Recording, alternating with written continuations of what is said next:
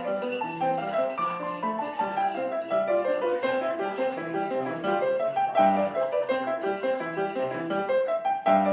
had a lot of people from there that walked. We had the sidewalk cruise behind all our houses. Their legacy. Is my sister. She walks a lot. And so I think she has a shirt. Yeah, I moved out in this year. Her name's Marilyn. She's a beautiful thing.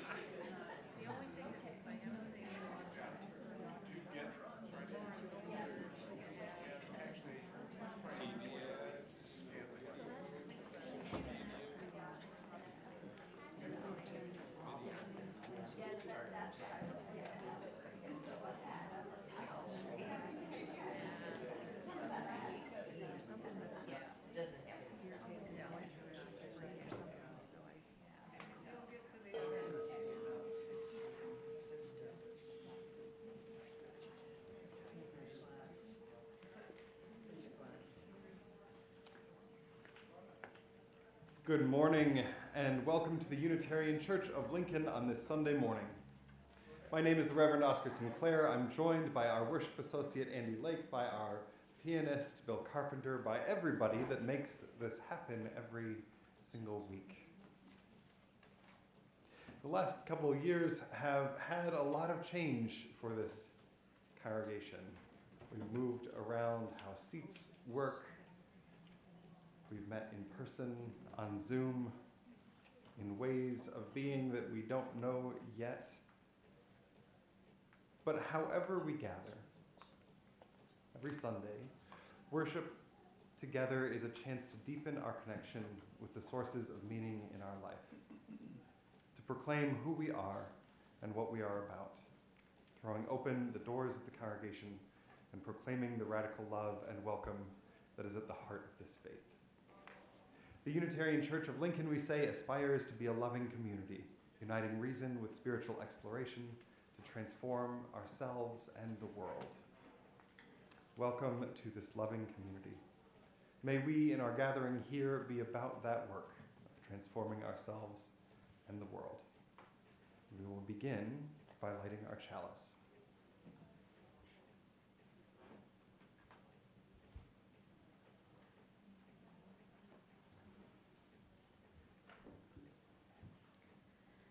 We light this chalice in contemplation of the work we have done and the work we have not, in blessing of the roads traveled and untraveled, and in celebration of the time we have spent together and acknowledgement of its end. Our first hymn is going to be 328, I Sought the Wood in Summer.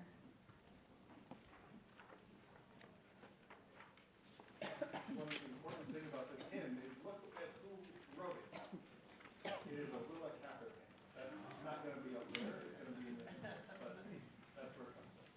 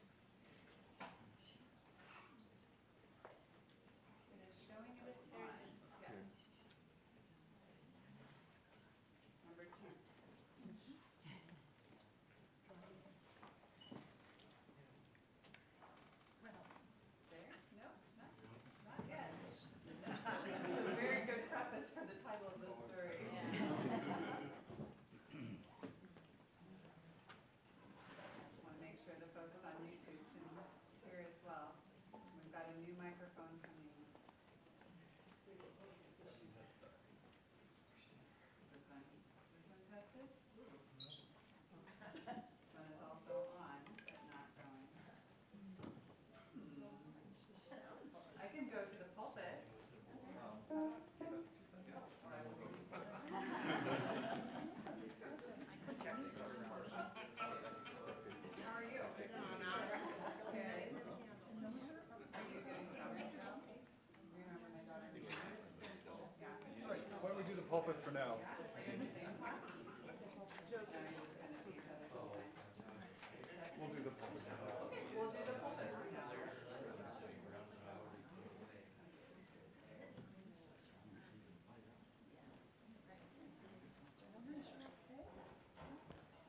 And sometimes you adapt. Our story today is called The Magical Yet. There are days when your dreams haven't come true, or you're upset by the things that you can't do. If you've lost, or failed, or cried just a bit, you're tired of waiting, ready to quit. Like that shiny new bike you couldn't ride and it didn't matter how hard you tried. You couldn't pedal and you couldn't steer and you couldn't get that bike into gear. And then when you thought you were on the right path, you popped a wheelie and fell on your back. And now you won't ride. No way. Not ever. No riding for you. You'll walk forever. Don't give up now. There's a major game changer, a most amazing thought rearranger. Someone to show you how good you can get. Now, introducing the magical Yet. With this Yet's magic, you can begin to see that you're going beyond where you've been. There are so many things that you've learned to do when you didn't know the Yet was with you. Like when you babbled before you could talk, or how you crawled before you could walk.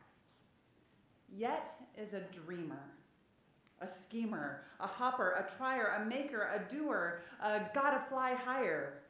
This Yet finds a way even when you don't, and yet knows you will when you think you won't. Like that shiny new bike that you couldn't ride, hop right back on with the Yet by your side. Yet doesn't mind warm-ups, fixes and flops, do-overs, redos, stumbles and stops. Yet knows there's mistakes, some big and some small.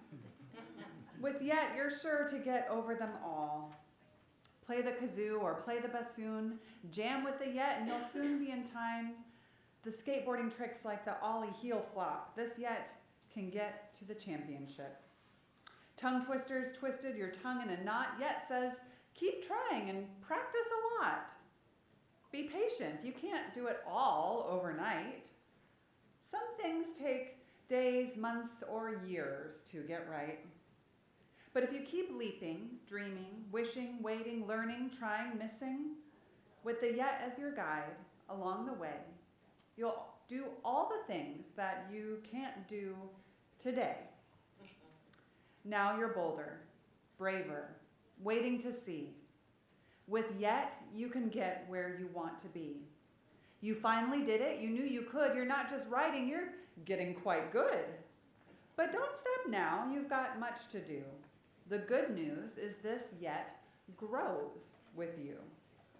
No matter how big or old you may get, you'll never outgrow, you'll never forget. You can always believe in the magic of Yet. With the Yet as your guide along the way, you'll do all the things you can't do today. And that is the end of our story. And Bill is going to play our next song, although I think we are going to wait and dismiss the children after the music. This is such a perfect story and piece to go together, because music is one of the few areas in which there are prodigies, kids who are incredibly good at something, like you at your age. And Mozart is one of the most famous prodigies of all. He started writing music when he was 4 or 5 with his father's help. His father was a music teacher. This piece was written by him as an adult for one of his own students. I hope you'll enjoy it.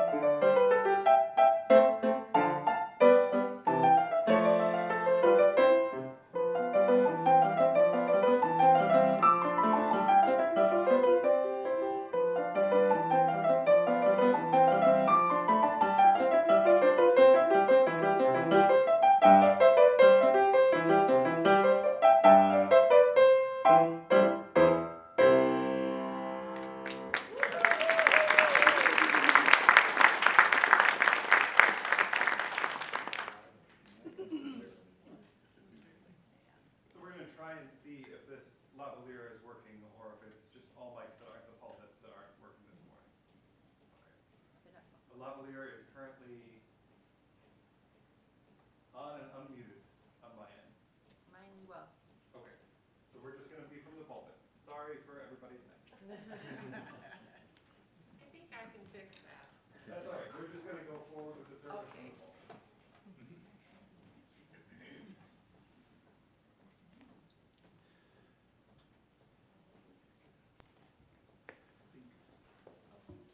So a central part,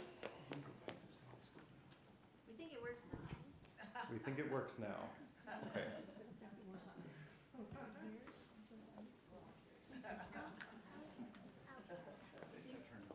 Does it work now? Yes. Okay. Go ahead and mute this.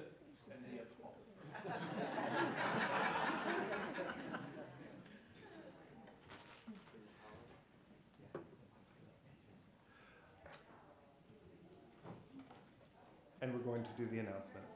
I skipped that part. Sue Goebel is doing our announcements this morning.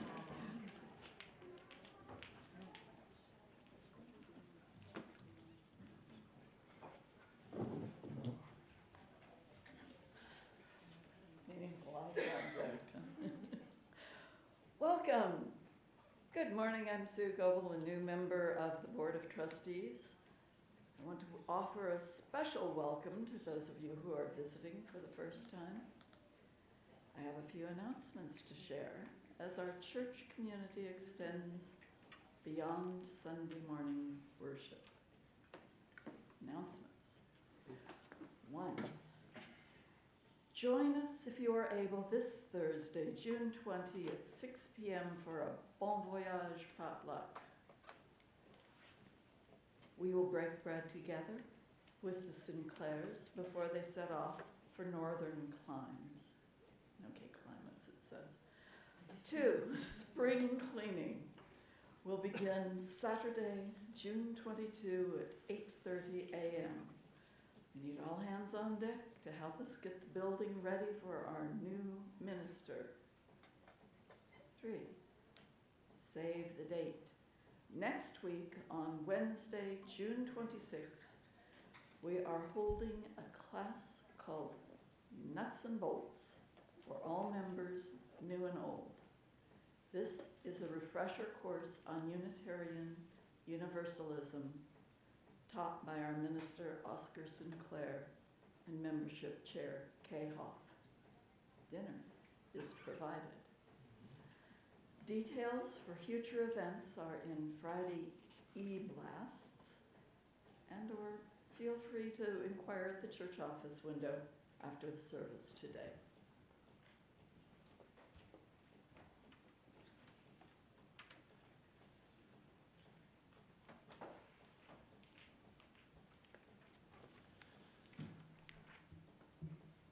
A central part of our worship services every week is the time that we join together as a community to mark the moments of our lives.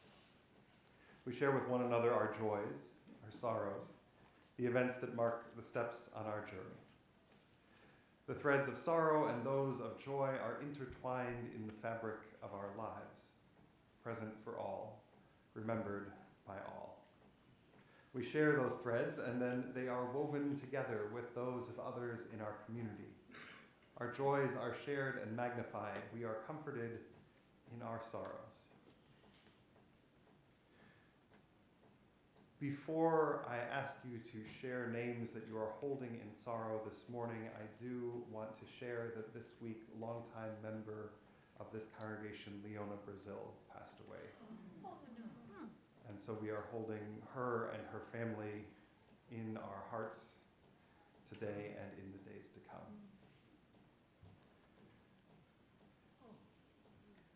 At this time, I invite you to type into the chat or speak into this shared space your name or another name you wish to be remembered in sorrow this morning. Linda. Linda. Suzanne. Suzanne. Wilma. Wilma. Sharon. Sharon. I'm sorry, I didn't hear that last one. Orly. Oralee. Dilly. Dilly. Neil. Leo. Leo.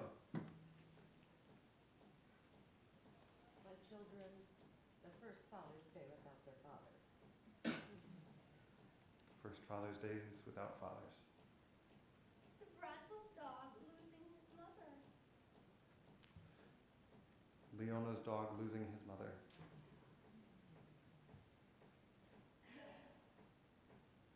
My dad, Ray. Ray Cedardahl. My cousin Rick Granholm. Rick Grandholm.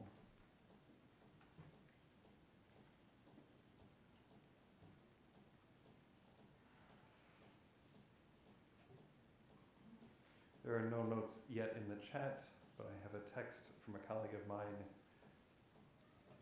for Chloe, Karuna, and Lauren.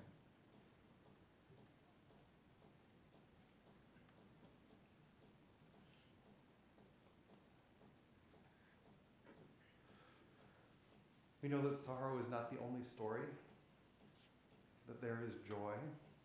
I know this morning I am sorrowful for the loss of Leona, and I am remembering her coming down that hallway grinning right behind Bryce's scooter every once in a while. And that memory makes me laugh every time I think about it. So I invite you to type into the chat or speak into the same shared space your name or a name you wish remembered in joy this morning. Suzanne. Suzanne. A new granddaughter born last Tuesday. A new granddaughter born last Tuesday. And a new granddaughter born last Monday. And a new granddaughter born last Monday. Yep, everybody's doing very well. Everyone's doing very well. There have been no pictures shared in the office. Sid and I are celebrating 14 years of marriage today. 14 years of marriage. Christine and Sid. It's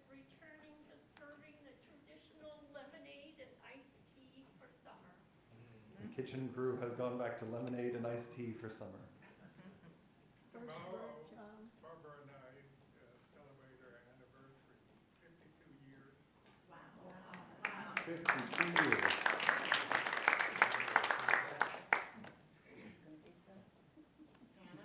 Hannah. My wife and I celebrated our 20th anniversary. A 20th anniversary. Orvis Wall celebrated his 90th, and he's planning to live to be 100, but I'm not good. Orvis Wall celebrating his 90th birthday. Lauren and Christian. Lauren and Christian. Wooly and I are celebrating our 13th anniversary and a 20-year anniversary of when we met. 13th anniversary, a 20th anniversary. Congratulations. Dish sterilizer has finally been repaired.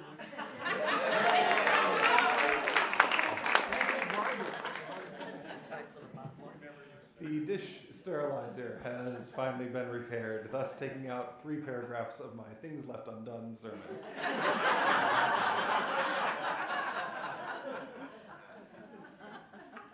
It was meant to be a setup, but sorry. This week GA starts. GA does start this week. Yes, General Assembly. Emma passed driver's ed and is soon to be a new driver. Emma passed driver's ed. Lawyer, sorry. Emma passed driver's ed and is a new driver.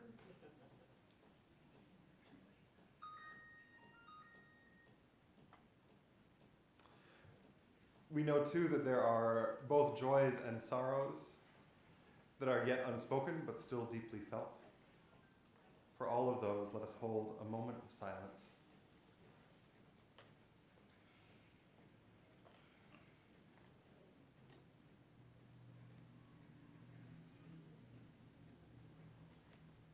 Thank you for your presence.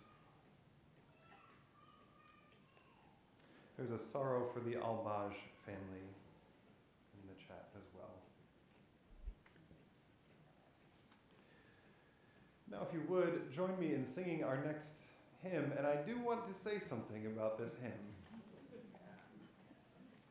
In the whole of music, in the whole of church music canon, there is one hymn that most denominations sing that was written by a Unitarian.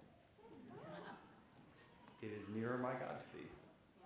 That's why it's still in our hymnal. Sarah Flowers Adams, who wrote it in the mid-19th century, was very much a Unitarian and wrote it as an anthem for her home congregation.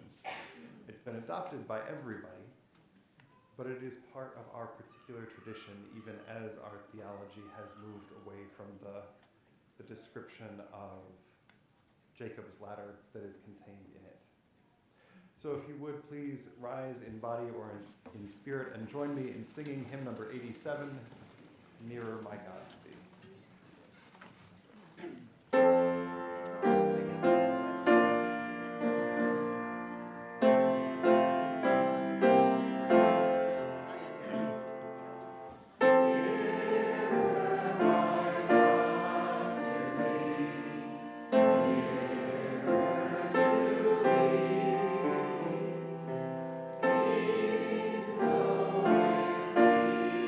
Across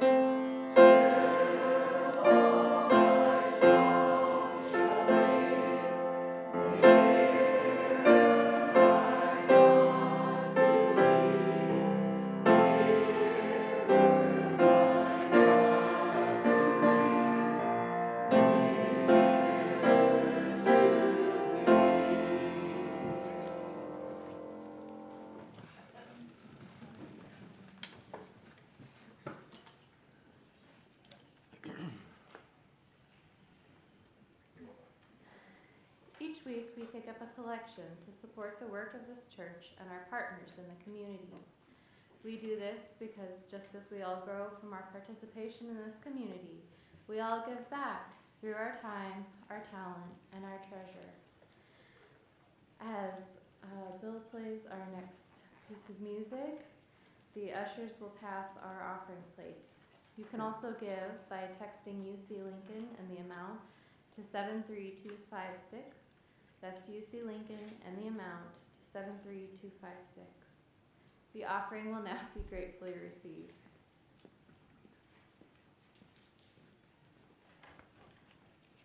Since it's Father's Day, I thought I might play something by a very prodigious father.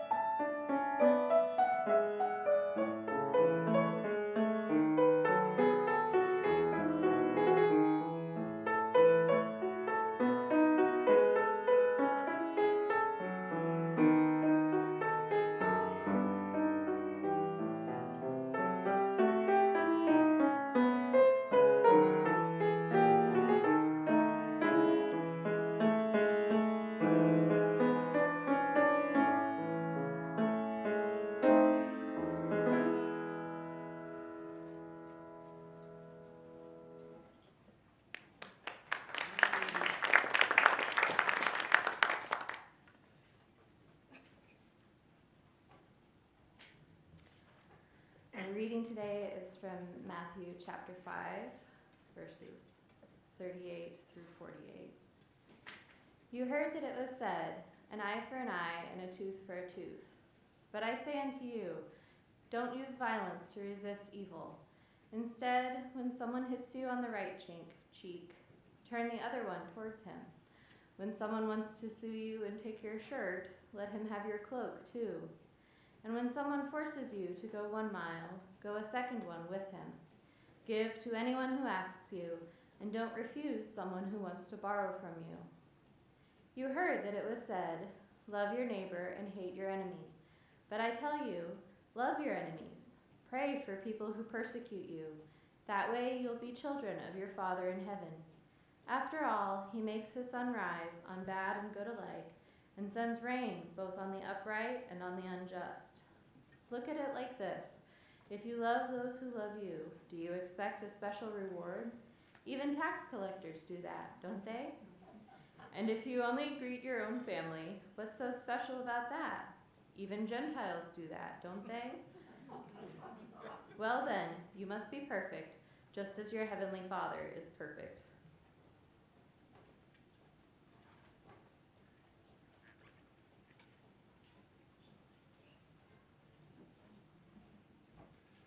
Our next hymn is number 131, Love Will Guide Us. If you would please rise in body or in spirit, sing this.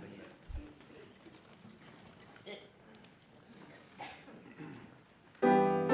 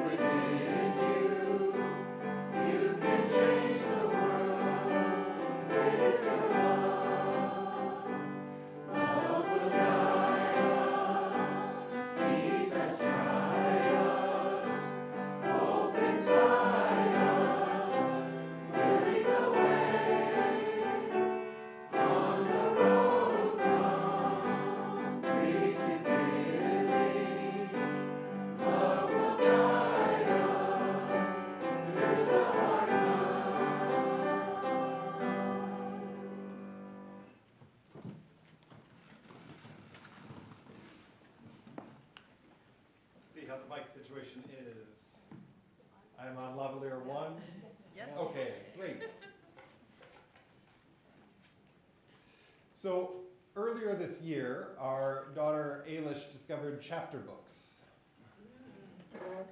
And for most of her life, books and most stories have been things with discrete beginnings and discrete ends, usually a few minutes apart, usually at bedtime. Sometimes a movie night will go on for an hour and a half, but we finish it before bed. But then somehow, in the midst of first grade, she discovered chapter books, particularly comic chapter books. Our life is full of Dog Man, Cat Kid Comic Club, and the adventures of Tintin. All of these share one common piece, is that they are books that take more than one night to read, which also leads to a new experience, the story stopping in the middle.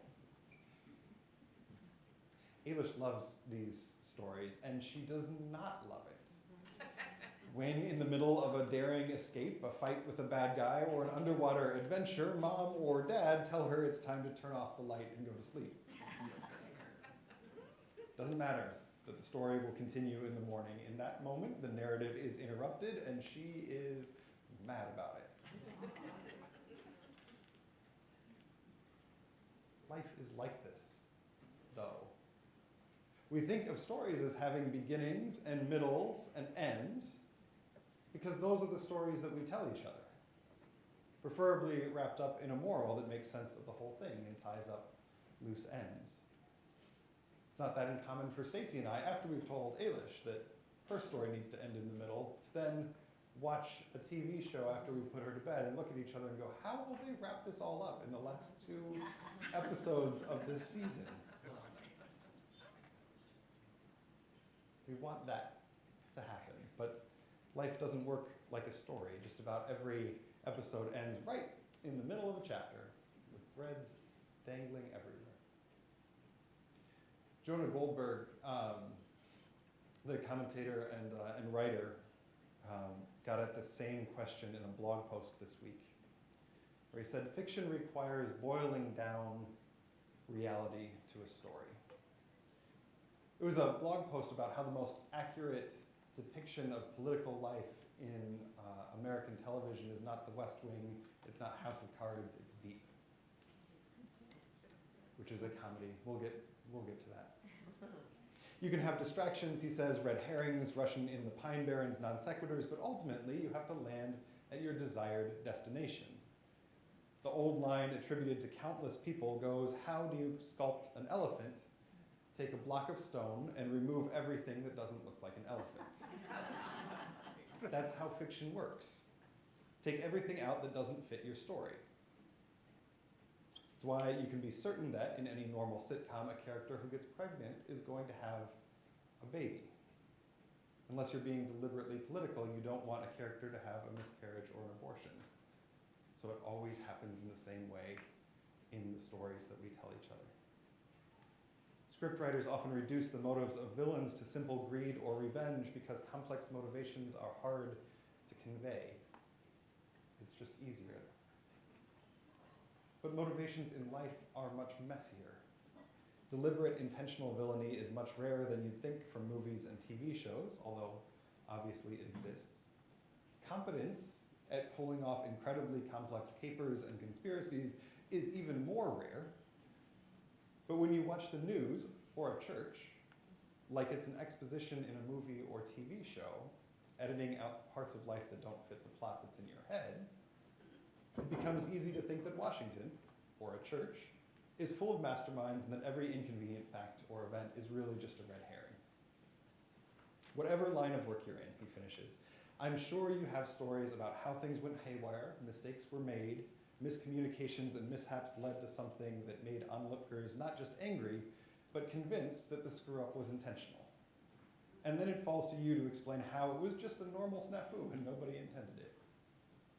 There's a reason why snafu stands for situation normal, all fouled up. because that sort of thing is normal in life, in Washington, in churches, and that's what Veep gets right. So 2 weeks ago, I talked about all the things that we have done together as a congregation over the last 7 years of shared ministry, from weathering a pandemic to organizing for justice to being a beacon of liberal faith in Lincoln, Nebraska. I am so proud to have served a church that lives its mission in so many ways. At the board meeting this week, Karen Hafer reminded us of a paragraph I wrote in 2017 before I started here, describing what I was looking for in the next ministry that I would serve. Back then I wrote, "Ministry begins and ends with community. We must work intentionally inside our walls and the broader community. This first can look like practicing radical hospitality in our services and programs beyond, through the week, while we partner with collaborative ministry beyond Unitarian Universalism to strengthen the broader communities we are a part of. Universalism, and by extension Unitarian Universalism, is a big tent. One of my favorite anthems calls us to draw the circle wide, draw it wider still. This is the challenge and opportunity I see in our congregations. How can we open our doors in responsible ways to most people, growing our congregations and ourselves in the process? Outside Unitarian Universalism, I am a Gamaliel trained community organizer. The Gamaliel model asks congregations and churches of different faiths to come together in common cause and service to their community. It is work that I hope to carry forward in my next position. I am so proud to have served a church that lives its mission in so many ways, where we can look back on those paragraphs from 7 years ago and say, oh, wow, we did that. Those paragraphs matched up with what this congregation was looking for. And I see so much of our shared ministry in what we were all writing in 2017. But of course it's incomplete. Because this is not a television show, this is life. Right? Real life is always incomplete. So what about all the stuff that's left undone? The plot threads left dangling at the end, unresolved. What do we make of those? Some of them are obvious and technical. I will always carry some regret and wonder about what might have been around launching a second worship service in January of 2020. In 7 years, there is one service, one Sunday morning service that I missed due to illness.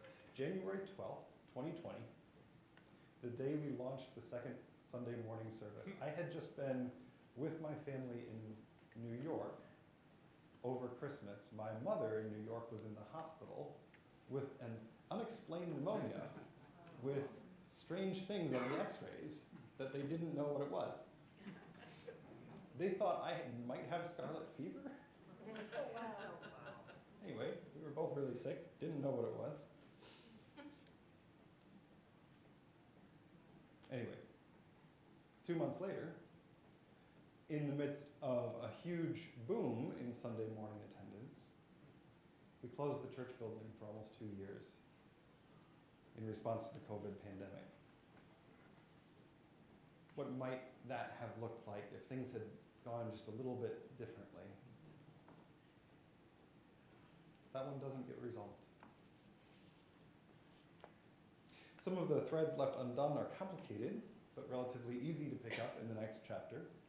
Our work to refine the Unitarian Church of Lincoln's mission and vision, our ongoing relationship with the Oto Missouri tribe.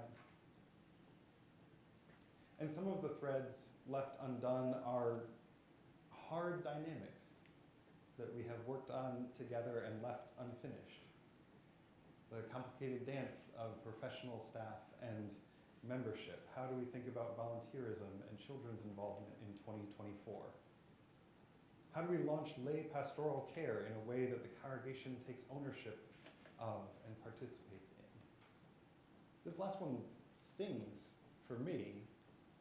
I know because you've told me that at least some of this congregation thinks that I don't like that part of my job, that I don't like pastoral care. There are 300 people in this congregation. There is one of me. So while I can tell you that my favorite parts of my job are when I get to sit down for an uninterrupted hour with one other person and a cup of tea, there are too many of you to do that with one minister. And when we launched a lay pastoral care team in 2020, that year again, and trained it so that it would be other people other than just the minister available to talk to, it had one person reach out to it in 3 years of existence. This is a vexing problem, and one that I am leaving unresolved. It'll be a problem for the next minister. What do we do with things left undone? Or done poorly? I'm sure I have some of those as well, but you are better judges of that than I am. Let's talk about the Sermon on the Mount. It's quite a segue. I gave up my old Fiat while I was here. This is a terrible segue, but I gave up my old Fiat while I was here. That was the last manual car I will ever drive, and its clutch was going right at the end. So my way of doing gear changes involves sort of just pumping the clutch and a little bit of prayer and hoping that third gear is somewhere over there. Anyway, the Sermon on the Mount.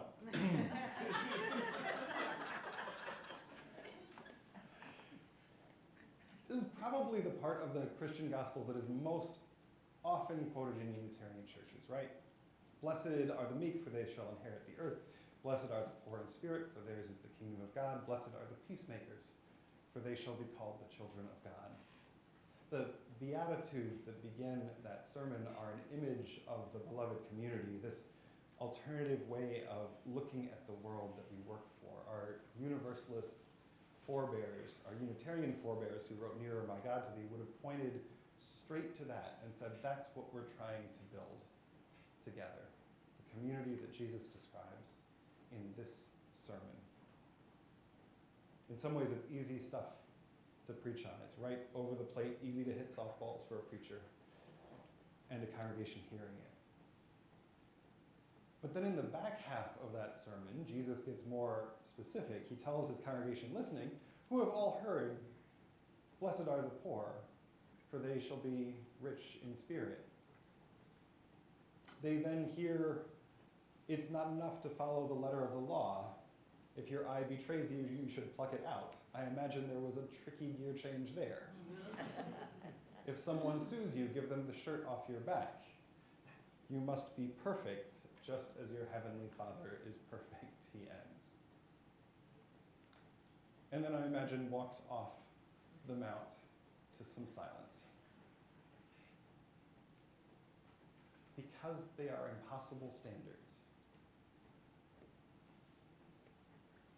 They are impossible to live up to. I have not met one person, Christian or otherwise, who credibly claims to follow the standard laid out by the Sermon on the Mount. What do we make of that? There's an orthodox theological claim here, right? That the standards are impossible, therefore we are all sinners, therefore we all need forgiveness, therefore all of that. But that framing is the cause of a lot of theological heartburn for me and other people in this room. So that's not going to work for us. How else might we approach it? 2 years ago, as I was getting ready to leave on sabbatical, Linda Brown told me that the thing she thought I had taught this congregation more than anything else was that being imperfect was all right. The goal of the church, I've said plenty of times, is not perfection, but being human together. In this and in many other things, I am not Jesus. You shall be perfect as your Father is perfect. The goal of church is not perfection. This is one of the ways we've parted from Christianity. Don't tell that joke in St. Paul.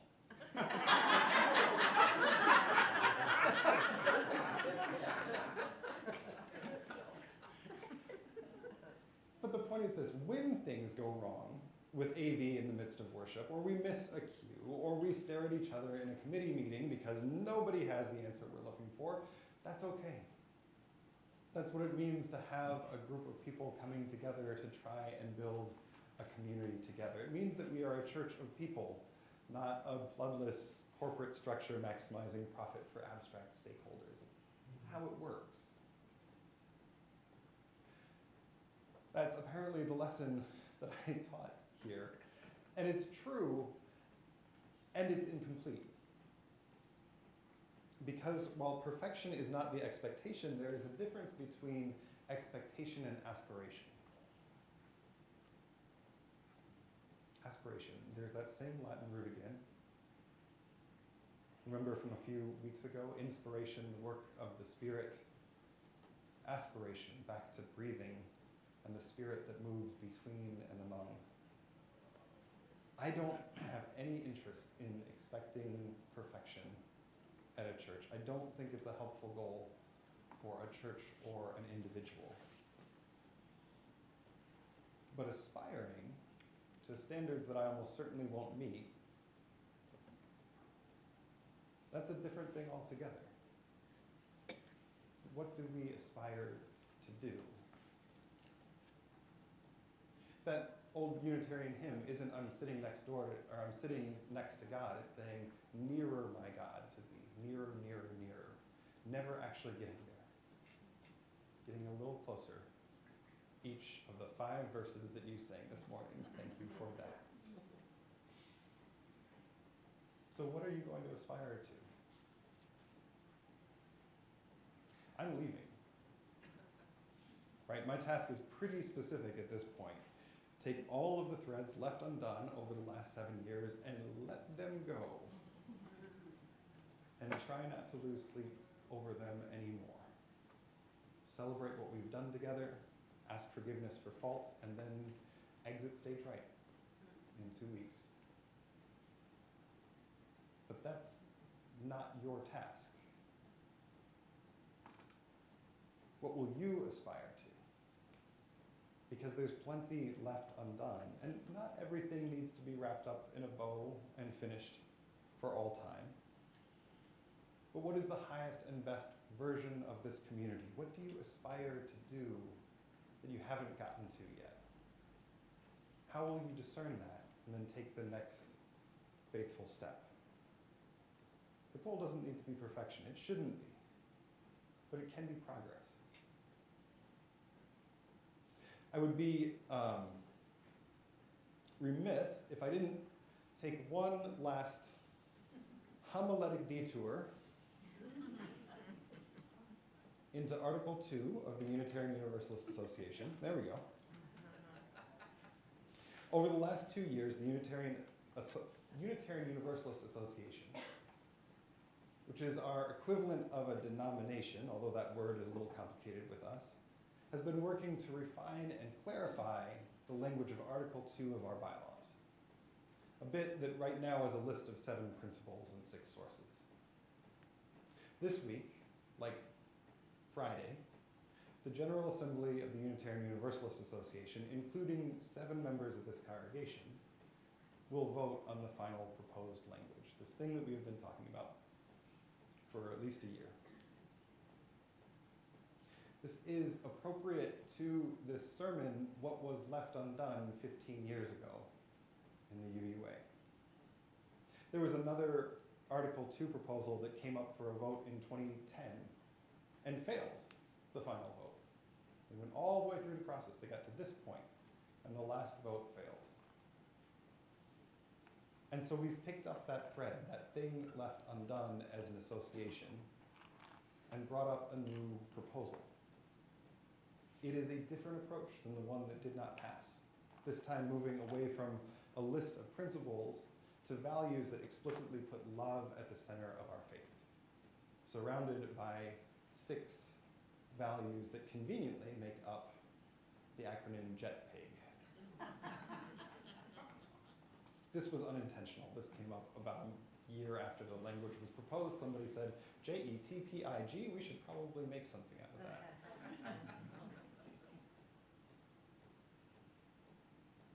But whether or not it passes next week, the new Article 2 will not make us a perfect faith.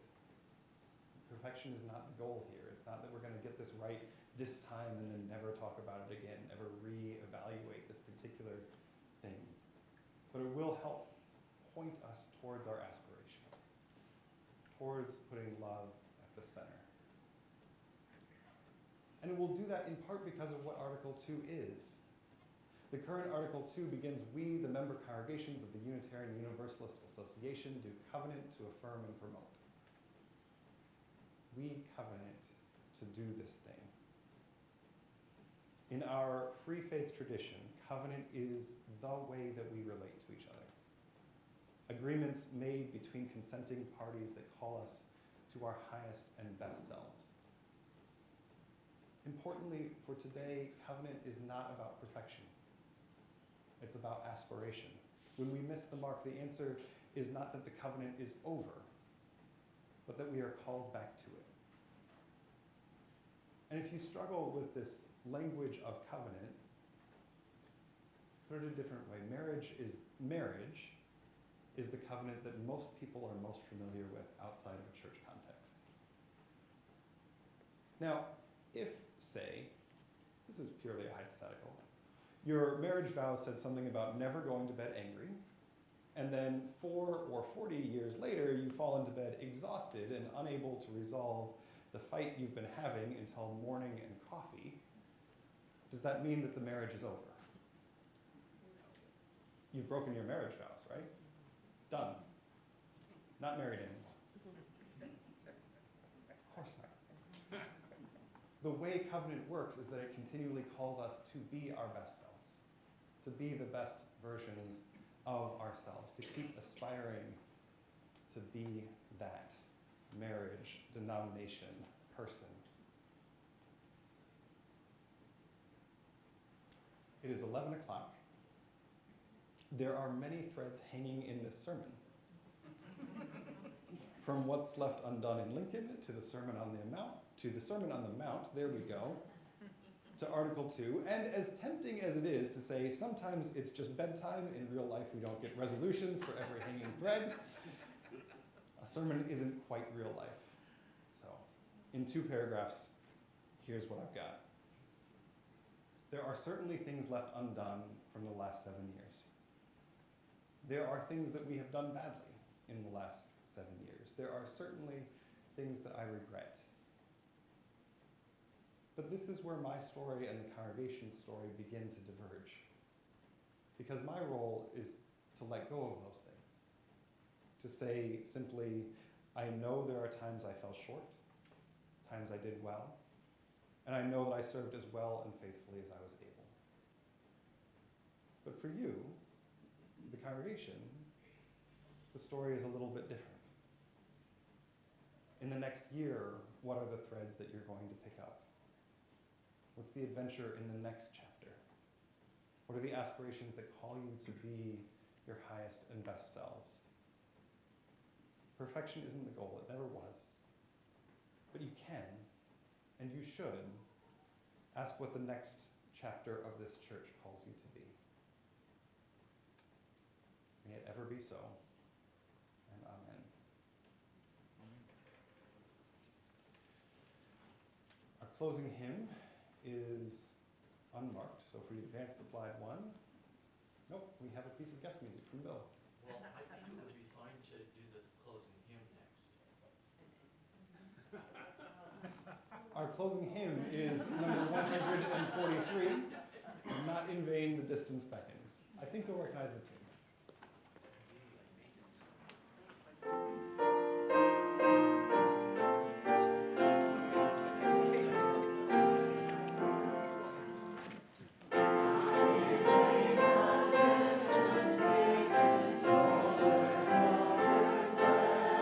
Strength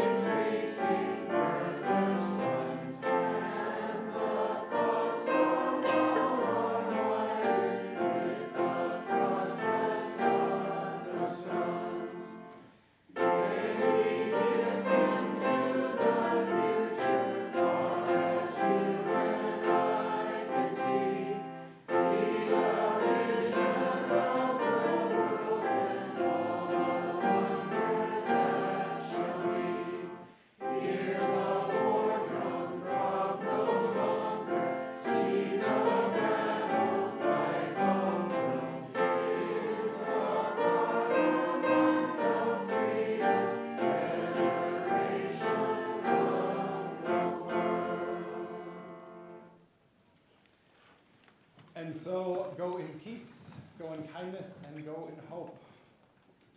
There's a next chapter. There always is, even when things are left undone.